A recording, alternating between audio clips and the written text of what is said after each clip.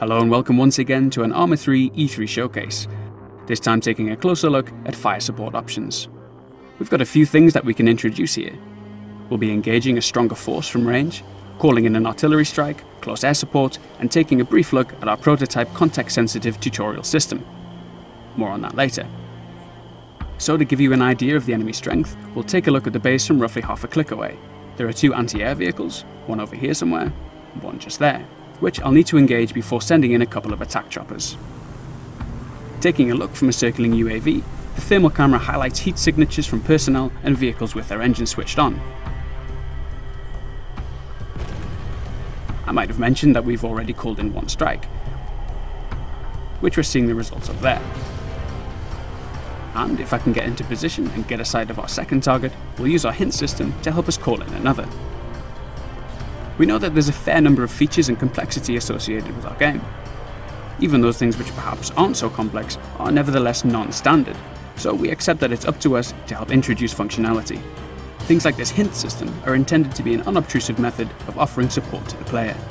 By unobtrusive, I mean that it's a modular system integrated into the missions themselves, which can be quickly disabled for those players more familiar with the game, accessed optionally for other players who might benefit from a quick reference for which keys to press, and so on. Okay, we've skipped ahead to the fireworks. I think it's worth mentioning that our supports are actual units present in the game world, perhaps a few kilometers away, so when I'm calling in support, I do need to wait for them to prepare, to fire, and for the rounds to get to the target.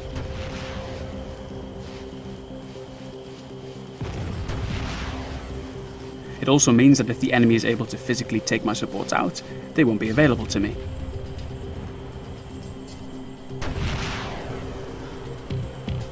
Taking a look again from above, we can see the burning wrecks of the anti-air defences, which means my helicopter is going to have a much better chance of providing effective support.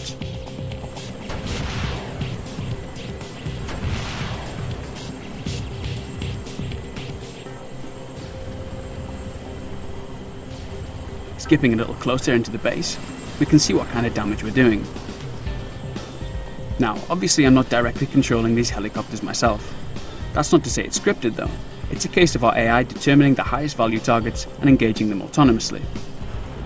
Part of the charm, and perhaps part of the challenge of playing Arma, is the knowledge that these helicopters may be shot down in one playthrough and might wipe out every living target in the next.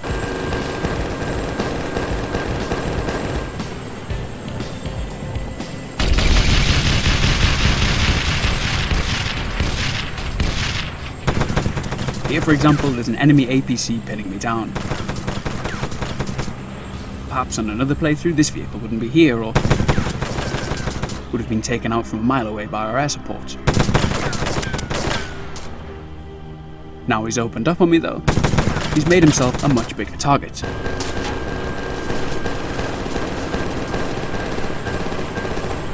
So now my support is engaging him, and I should be able to continue ramboing around the base.